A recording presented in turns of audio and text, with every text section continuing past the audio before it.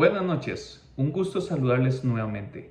Les recuerdo, mi nombre es Esteban Jiménez, soy estudiante de la U San Marcos, propiamente en la carrera de Administración. Hoy día 10 de noviembre del año 2023 nos adentraremos un poco más en materia de legislación laboral. Acompáñenme, por favor. Continuamos. Como primer punto vamos a tratar de explicar si se puede despedir a una mujer que esté embarazada o se encuentre en periodo de lactancia. Bueno, la principal protección que se brinda acá en Costa Rica es que no se puede despedir a una mujer que esté embarazada o en periodo de lactancia, ni tampoco tratar de forma discriminada.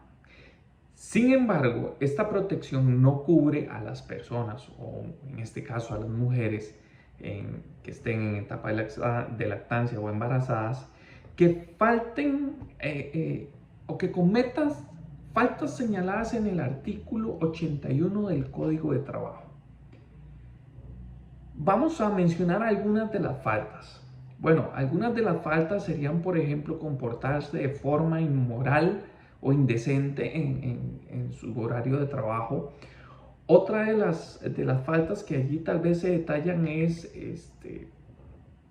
faltar 2 días continuos al trabajo sin permiso de su patrono, o bien faltar 2 días, aunque sean en intervalos, que no sean consecutivos, siempre y cuando sean dentro del mismo mes calendario.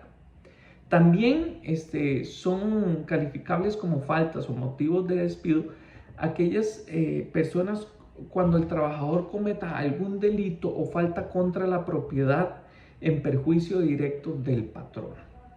Bueno, estas son algunas de las faltas causales de despido en estas circunstancias.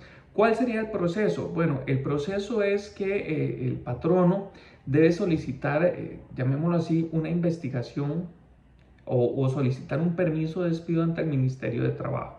El Ministerio de Trabajo lo que va a asignar son unos inspectores que van a visitar, van a recopilar toda la información y van a citar a las partes, patrono y empleado. Van a analizar qué fue lo sucedido, van a llamarlos a una comparecencia donde cada una de las partes va a tratar de explicar o tratar de defender su posición.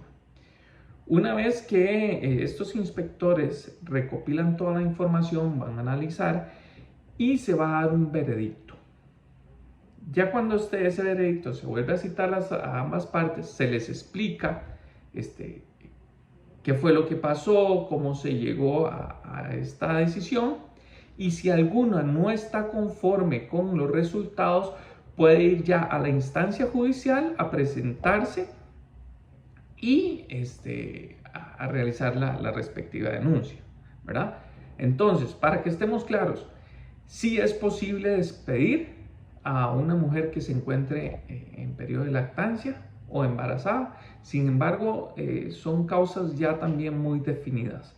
Entonces, es de mucho cuidado, es un tema muy delicado, pero bueno, les recomiendo seguirme y vamos a continuar profundizando en este tema, ya que es muy amplio y creo que es de mucha importancia para todos. Continuamos. Avanzando con nuestro análisis, vamos a ver las diferencias entre permisos y licencias.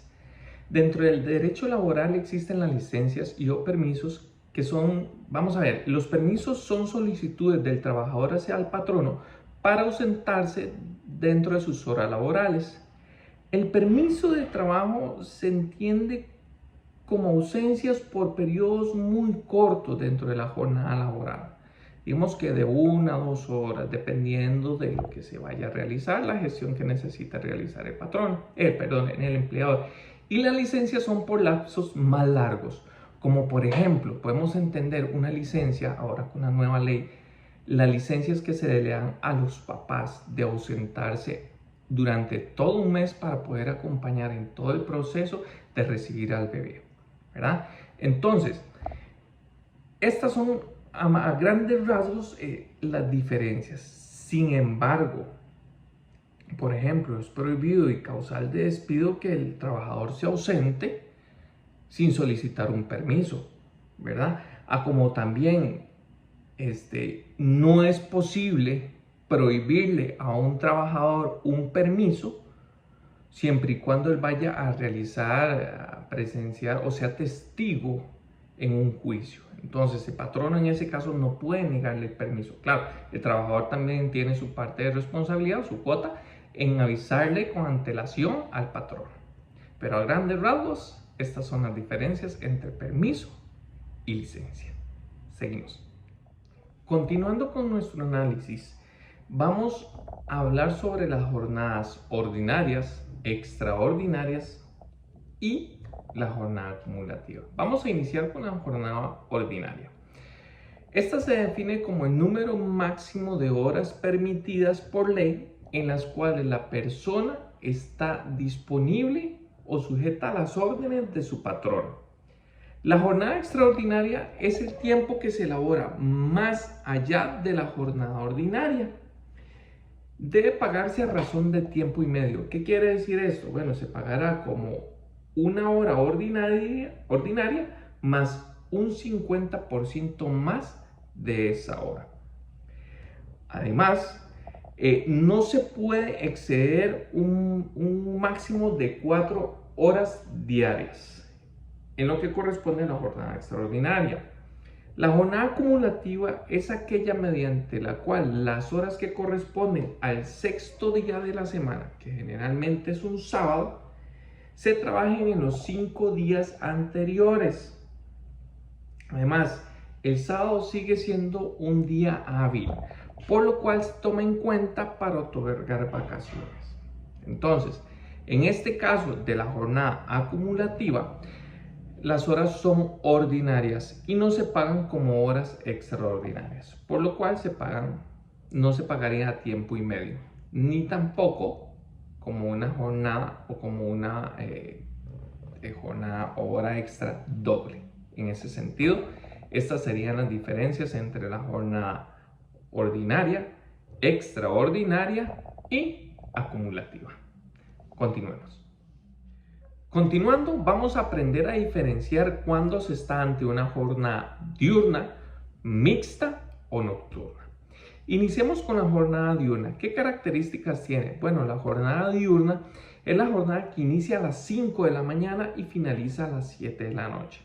Está compuesta por 8 horas laborales diarias y que no exceda un máximo de 48 horas por semana laboradas.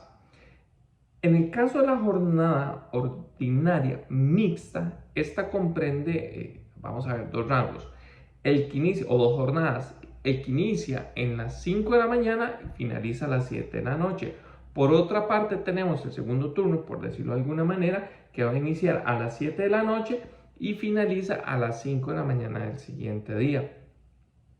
Donde, por ejemplo, un trabajador perfectamente puede ingresar a las 2 de la tarde y salir a las 10 de la noche. En esta jornada ordinaria mixta va a comprender un máximo de 7 horas laboradas diarias y un máximo de 42 horas laboradas a la semana.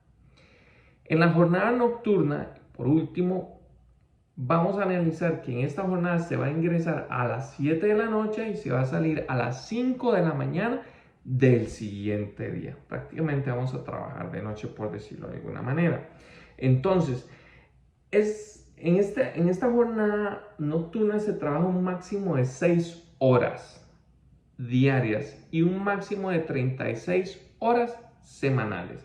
Y no se permite la jornada acumulativa nocturna. Como detalle esta última. Muchas gracias.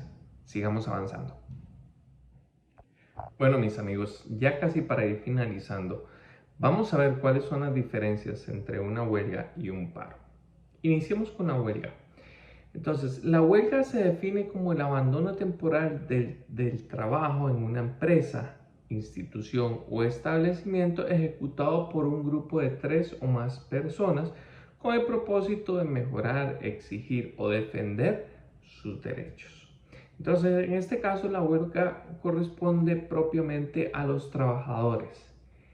A diferencia del paro, está definido como la suspensión temporal del trabajo ordenada por 2 o más patronos en forma pacífica y con el propósito de defender sus intereses económicos y sociales comunes.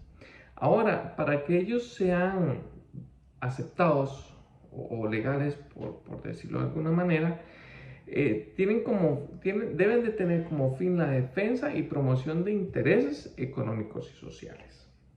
También la defensa de derechos conflictivos, jurídicos y colectivos.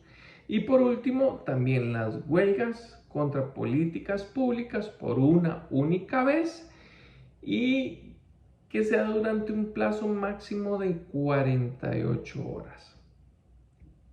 También, adicionalmente, los diputados han establecido una lista de 9 servicios en los cuales son considerados esenciales y se prohíbe rotundamente por su naturaleza la huelga. ¿Cuáles de estos servicios? Bueno, vamos a mencionar algunos. Por ejemplo, servicios de salud, seguridad pública, controles aéreos como migración, bomberos, servicios de emergencia en su mayoría. Entonces, espero poder abarcar un poco las dudas.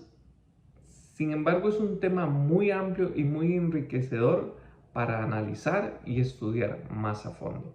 Continuemos ya con la última pregunta para finalizar todo este paso en lo que corresponde a legislación laboral. Síganme. Bueno, desafortunadamente y para finalizar, vamos a explicar en 5 pasos muy sencillos cómo se puede conformar un sindicato en el lugar de trabajo.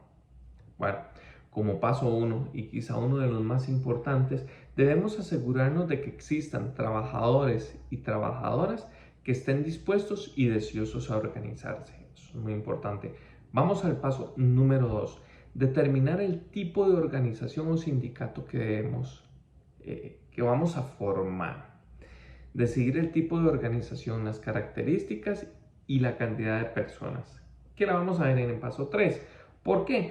Porque para formar un sindicato debemos lograr un número de trabajadores y trabajadoras que lo van a conformar. Este número de personas hay un mínimo establecido por ley que debemos cumplir. Como paso 4, vamos a preparar una asamblea donde se va a redactar los reglamentos administrativos, vamos a elegir libremente cuáles son nuestros representantes, vamos a organizar la administración y sus actividades y formular el programa de acción. Como paso 5, ya paso final, vamos a obtener la personería jurídica. Vamos a hacer la inscripción del sindicato en el registro oficial. Y con esto ya vamos a poder lograr establecer un sindicato legal y oficial en nuestro lugar de trabajo. Con esto me despido, espero que esta información sea de mucha ayuda para ustedes y nos vemos en una próxima. Muchas gracias y buenas noches. Hasta luego.